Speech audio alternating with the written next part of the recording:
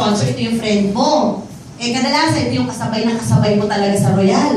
Ito yung wala pa rin resulta. So, syempre, minsan, the feeling mo, friend mo siya, hindi mo siya nakikita as upline. Ang palagi mo nakikita ang uplines, yung mga nandun sa taas, grand uplines. Pag nagpatawag to ng meeting, hindi ka nakikinig. Bakit? Ano ba yun? Kasi feeling mo, barkada lang eh. Feeling mo, level lang kayo eh.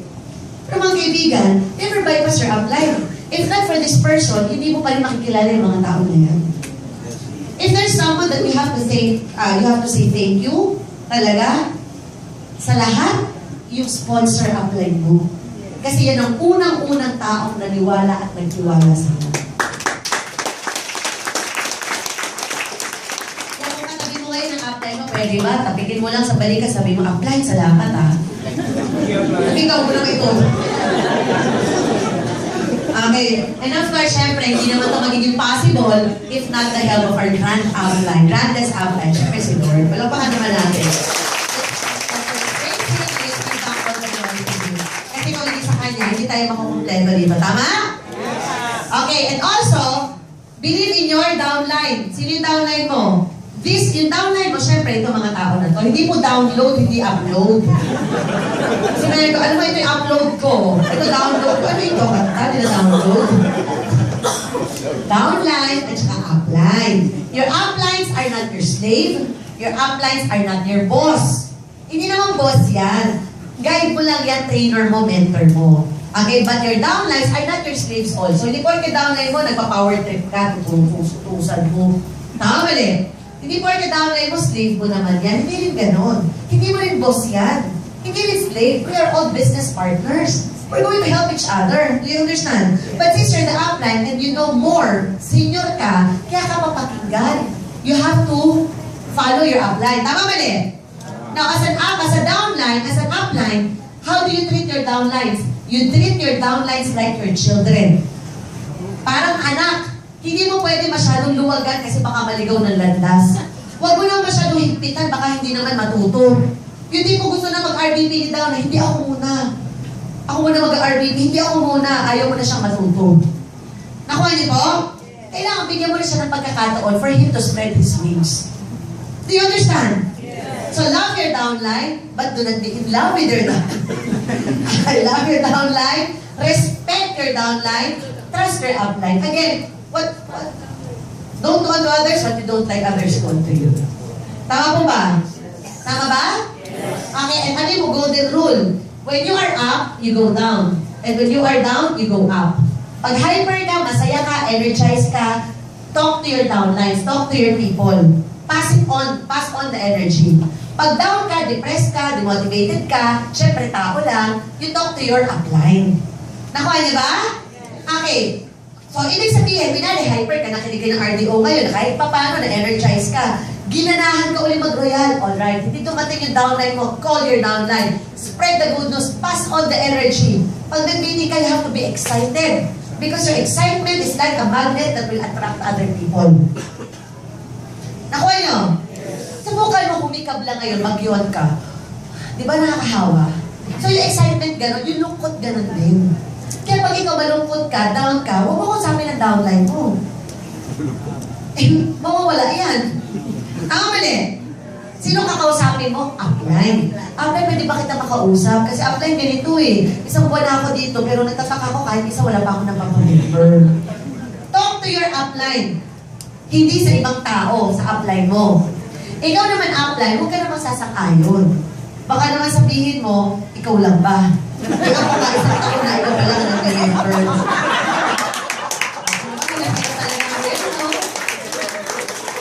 Nagkaintindihan kayo?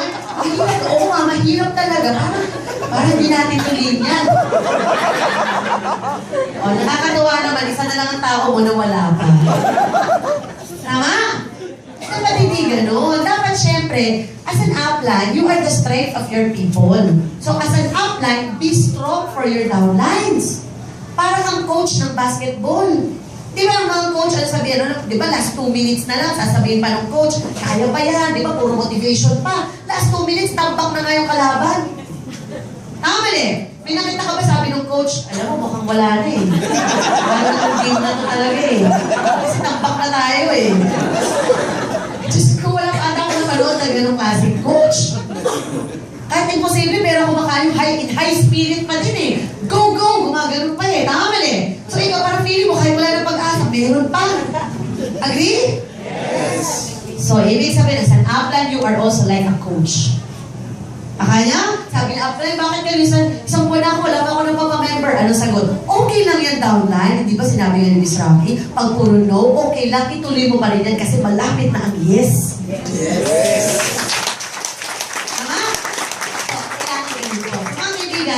As a downline, when you are up, you go down. When you are down, you go up. And lastly, you have to believe, of course, in yourself. Siyempre, mga kaibigan, as Kobe Bryant always say, if you don't believe in yourself, who else will? Kung hindi ka maniniwala sa sarili mo, sino pa maniniwala sa'yo? Tama mali?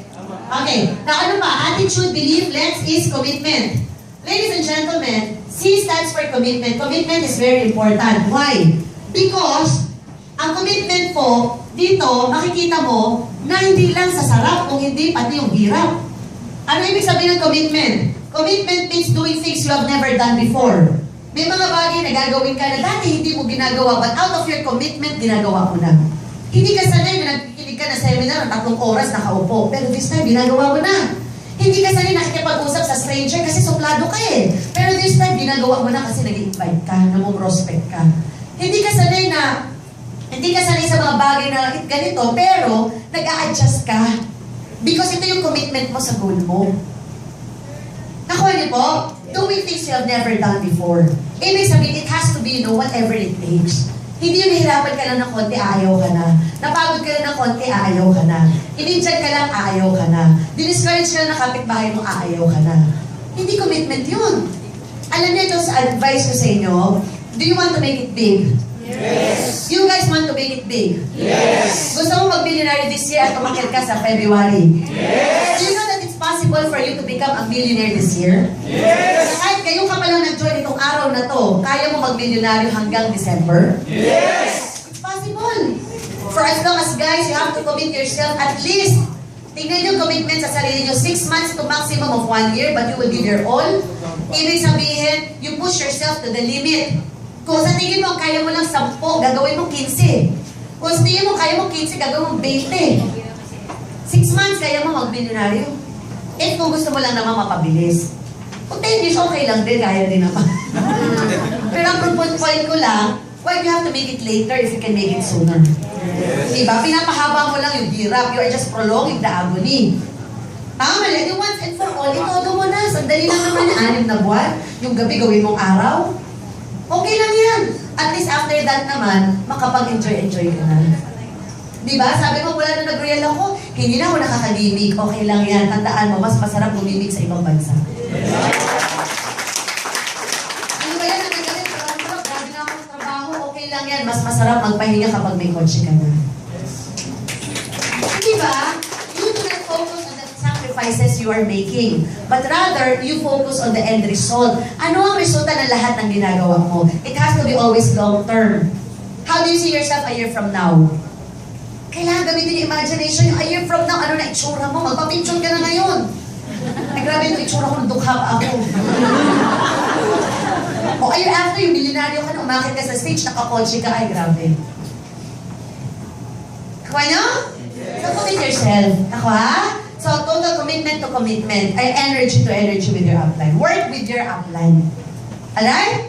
And letter D stands for discouragement. I'm sure maraming tao po pwede mag-discourage sa inyo because talaga gano'n. Sometimes nga people who are so close to you. Pero, do not be affected. Do not allow people to control your lives. Kasi it's your life, it's your dream, it's your destiny. Kayo ang nakarinig, hindi sila. Kayo ang nakakita, hindi sila. Kayo ang nakaramdam, hindi sila. Bakit ka magpapa-apekto sa sinasabi ng ibang tao? Do you understand? Yes. So mga kaibigan, you stay away from these people. Huwag kang basta na lang magpapa-apekto sa mga ganun.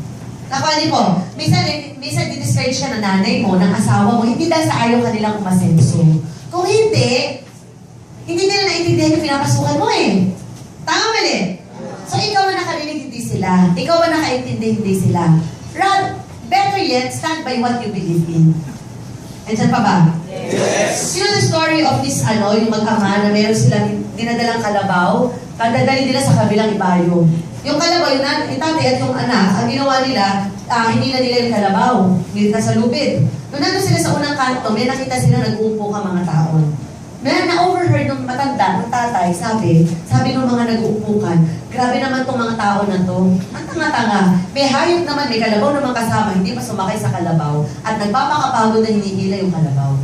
Aba, nung narinig ng tatay, alam mo ginawa, binuhat yung anak, isinakay mo sa kalabaw.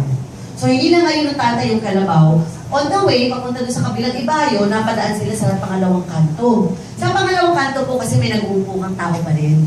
Na-overheard na naman ng mag-ama, sabi ng mga ama, ng mga nag-uupukan, grabe naman tong bata na to, walang awa sa matanda, walang respeto, walang galang. Siya pa ang sumakay sa kalabaw habang yung matanda pa ang humila. So, nung narinig ng mag-ama, ang ginawa ng bata, bumaba ng kalabaw. Ang ama yung sumakay sa kalabaw. So, yung bata ngayon yung nagbuhat ng daghila sa kalabaw. Papapangatlong kanto na naman, may nag-uupukan na naman mga tao. Alam mo, sabi ng mga nag-uupukan, grabe naman itong matandang to, hindi na naawa sa bata. Siya pang matanda ang sumakay, yung pabata ang pinaghila ng kalabaw. Alam mo, sinabi nung na-overheard nila to, ang ginawa ng matanda, bumaba ng kalabaw, binuhat yung bata, sabay na sila sumakay ng kalabaw. So, nakasakay na sila sa kalabaw, umandar ang kalabaw, abay pang-apat ng kanto, meron pa rin nag-uupo ang mga tao. Aba na-overheard na naman nila, sabi, grabe naman itong mga taong to, walang awa sa hayop. Hindi ba na naawa sa kalabaw, sila pang dalawa ang sumakay sa kalabaw. Alam mo, nung narinig ng mag-ama, bumaba sila parehas at binuhat nila ngayon.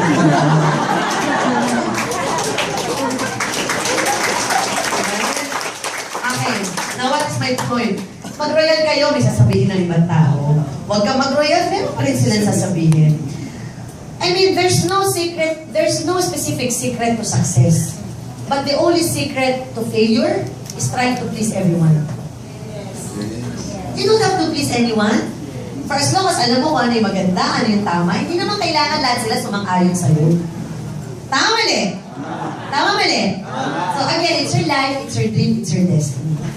Okay? So, kailangan kung makikinig ka rin lang daw sa dalawang klase ng tao, kanino ka makikinig? Sa successful o sa failure?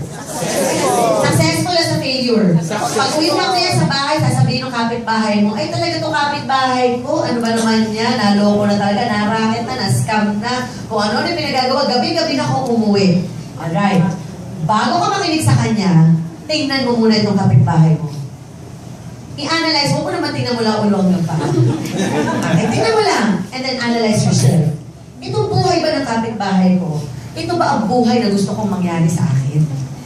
Baka for all yun, yung kapitbahay mo, walang trabaho, wala pa rin nangyayari. Kung makikinig ka sa kanya, kung anong buhay meron siya, yun ang magiging buhay mo in the future.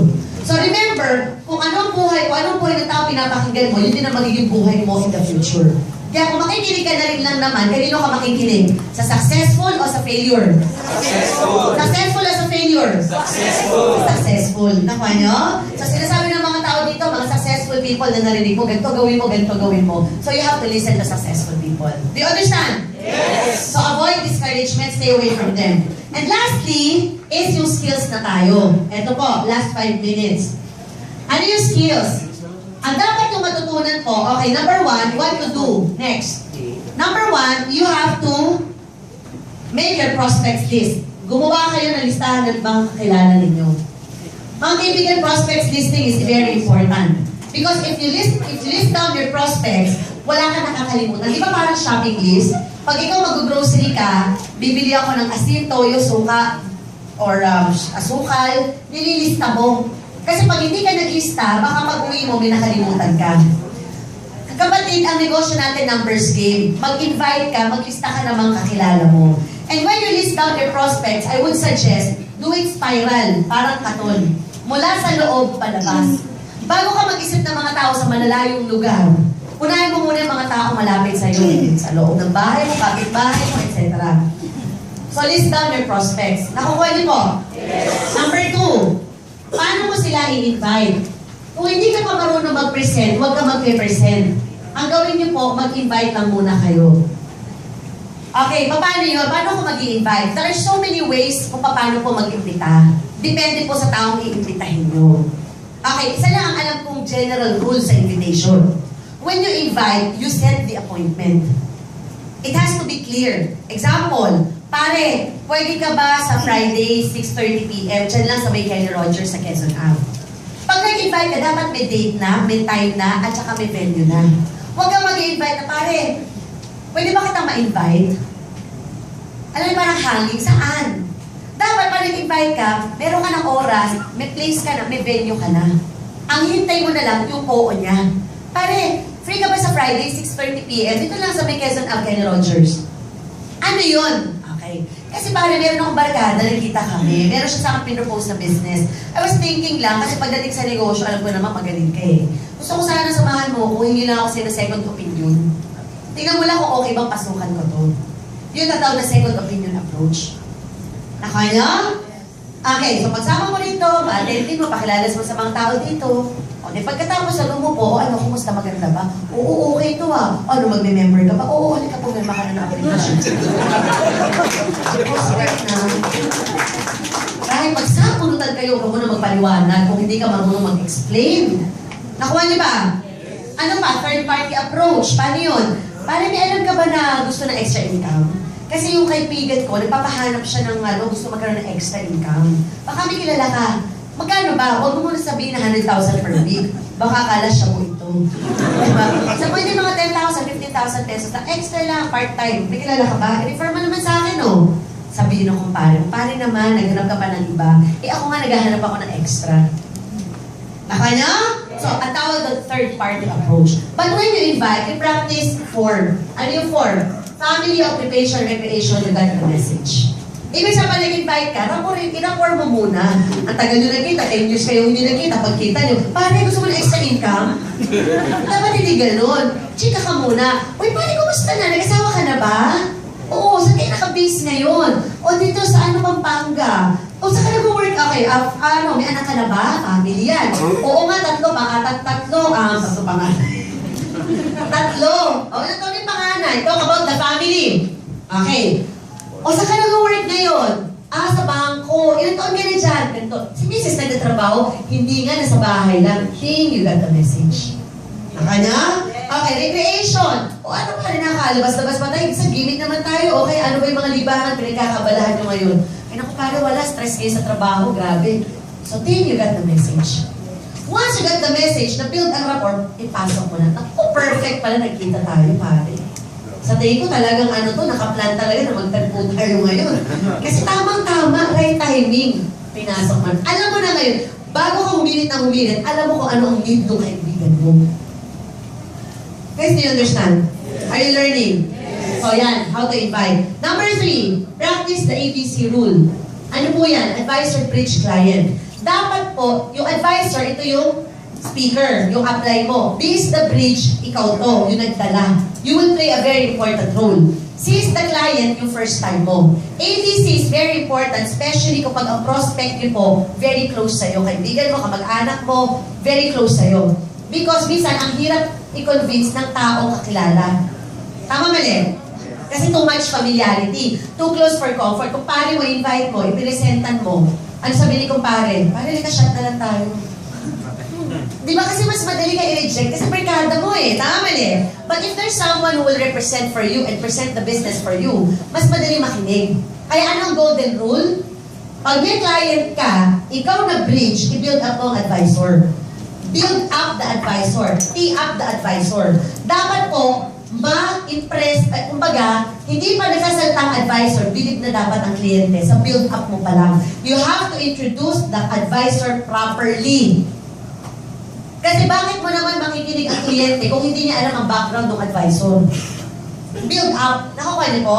Iba kasi kapag nabibuild up ang isang bagay. Parang ako, yung kung downline namin sa Bataan. Imagine the shortcut, mabilis lang ha. Alam mo yung J-code dyan sa Trinoma, yung donut.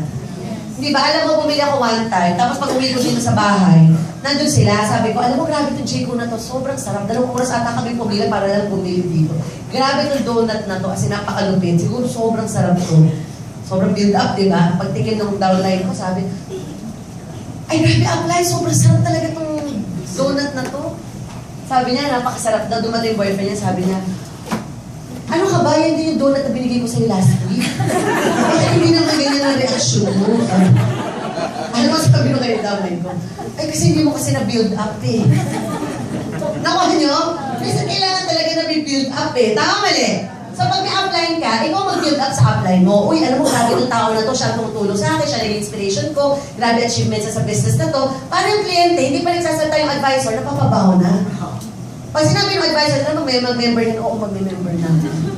Tama mali? So, you always build up. Do you understand? Yes. Okay, number 4, okay, you have to practice yun. Para sa akin, SSS. Ano po yan? Sponsoring, selling, and service. Sponsoring, give 80% of your time. Mag-focus pa rin kayo through invitation, sponsoring people. Kasi dyan kayo mag-build ng grupo. Yung selling po, yung benta-benta, that's only 20% of your time. Yung 20% of your time na selling, you have to maintain at least 10 to 20 end user. When you say end user, suki po. Hindi lang po members ang pina-follow up. Kahit na user mo, dapat pina-follow up mo pa rin. O tita, kumusta naman po? Nagamit niyo po ba yung sabon? Ano yung effect sa inyo, tita? Wala na inaalam mo. Kailangan may good relationship ka also with your user. And S stands for 100% service. Part of service din, kailangan pina-follow up mo. Always practice the 48-hour rule. Within 48 hours, dapat na-follow up mo yung in-invite mo. Kasi pag na-invite mo ngayon, na-hyper yan, nag-member, hindi mo alam kung sino ma-encounter niya pag-uwi niya. Kaya within 48 hours, dapat binalikan mo, finalo up mo. Tama mali? Nandiyan pa ba kayo? Yes. Number 5, ito. Number 5 is goal setting. Ano yung goal setting po? Mga kaibigan, this is very important. You have to set your goals and you have to get your goals. Do you know that goals are important? Yes. Why? Kasi a person na walang goal, di ba? Ang isang tao walang goal, ay para kang walang pinagkaiba sa isang basketball na walang goal. Ano po ang goal sa basketball? Makashoot. Paano kung walang goal ang basketball? Magdidribble ka na magdidribble, hindi matatapos. It means, it seems like you're running around without accomplishing anything. Tama? Pag ang tao walang goal, you just keep on running and running and running around without accomplishing anything. Kasi wala kang hinihit na goal. Clear? Yes. At dapat pag nag-set ka ng goal, it has to be crystal clear. Because a goal that is not clear, your heart will not follow. Dapat malinaw sa'yo yung goal na kinukuha mo. Dapat nakikita mo kung saan ka papunta. Andyan pa ba kayo? Yes! Andyan pa ba kayo? Gusto mo yumaman, dapat nakikita mo ang sarili mo na mayaman ka na. Alam mo, may nabasa po ako sa isang libro. May isa daw na lady swimmer. Pinapaswim siya from this end to another end. Yung atmosphere nung time na yon, foggy. Para po siyang bagyo, parang Tagaytay. Nung pinaswim siya, nag-swim siya half mile, huminto siya, tumigil. The next day, sabi ng coach niya, sige, reset tayo tomorrow. Bukas ka na lang maglangoy uli. So, ang ginawa ngayon itong swimmer, the next day, sunny day, maaraw na. Nag-swim itong swimmer na to. Alam mo, breaking all her records, na-swim niya yan, natapos niya po yan, at nalangoy niya. Tinanong siya ng coach niya, bakit kahapon tumigil ka, half mile na lang, huminto ka pa? Eh, kaya mo naman palang tapusin. Ano ba sagot ng swimmer? Coach, kung nagkataon lang yung atmosphere kahapon, katulad ng ngayon, sigurado ko kahapon hindi ako tumigil. Eh kasi coach, kahapon, nung nandito po ako, hindi ko nakikita kung saan ako makapupunta. Ngayon kasi, malinaw. Nandito pa lang ako, malinaw na sa akin kung saan ako pupunta. Maliwanag. Intindihan niyo ba yan? Yes! Ibig sabihin, pag may ginol kayo, dapat nakikita niyo ang sarili niyo na nandun na kayo. Gusto mo makabili ng kotse, dapat nakikita mo ang sarili mo, nag-drive ka na ng kotse na gusto mo. Gusto mong yumaman, dapat nakikita mo ang sarili mo, mayaman ka na. Dapat makreate na yan sa utak mo. You call that creative imagination, visualization, believing. Nakukuha niyo po ba? Yes! So ngayon, sino nakikita niya ang sarili niya mayaman na? Taas mo kamay. Palakpakan niyo ang sarili niyo. Practice that. Practice po ninyo yung tinatawag na creative imagination na yan. Do you understand? Yes! Okay, now lastly, mga kaibigan, before I end, okay, bago ko tapos ito, siguro tatanungin niyo, natuto ba kayo? Yes! Okay, you will ask me, Rox, sa tingin niyo ba magbe-millionaire din ako ng 6 months? Makukuha ko din ba yung kotse ng less than a year? Siguro, I will answer that with a story before I end. This is a story about a fisherman and a boy. One time, itong boy, itong bata, tinanong niya yung fisherman. Sabi niya, Mr. Fisherman, ilang minuto ko po matatawid ang ilog na to sa pamamagitan ko ng paglalakad. Tumingin lang sa kanyang fisherman, hindi sumagot. Pangalawang beses, sabi ng bata, Manong, ilang minuto ko matatawid ang ilog na to sa pamamagitan ng paglalakad. Tumingin lang yung fisherman, alam mo, hindi pa rin sumagot. Pangatlo, nainis na yung bata. Sabi niya, Manong, ilang minuto ko ba matatawid ang ilog na to sa pamamagitan ng paglalakad? You know, for the third time, tumingin lang yung fisherman. Hindi sumagot. Sa inis ng bata, tumawid na siya ng ilog. Halfway, may narinig siya sumigaw. Sabi, 15 minutes. Patingin niya yung fisherman. Bumalik yung bata. Sabi niya, Manong naman, kanina 3 beses ko sa'yo tinatanong kung ilang minuto ko ito matatawid sa pamamagitan ng paglalakad, hindi ka sumasagot. Kung kailan po nasa kalagitnaan na ako, tsaka mo sasabihin na 15 minutes. Alam mo, sumagot yung fisherman. Alam mo, sabi ng fisherman, Iho, hindi ko masagot kanina kasi hindi ko alam kung gaano ka kabilis maglakad. Ano? You know, okay. Salamat. That's my point. Alam mo, I cannot promise success here. What I can only promise is opportunity. Kasi ang success nasa inyo yan. Lahat ng sinabi ko ngayon, lahat ng pinakita ko, truing pa lang yan. Kung hindi niyo po, kung matatapos lang to sa 4 na sulok ng kwartong to, wala pong mangyayari. Ang pagyaman niyo dito, kung gaano kabilis o gaano katagal, nasa sa inyo po yan. Nakuha niyo? So, I just hope, nakatulong po ako sa inyo. I hope I was able to inspire you. And dapat tulong-tulungan po natin, let's create a world of millionaires through Real Business Love. So, thank you so much po. God bless everyone. Thank you.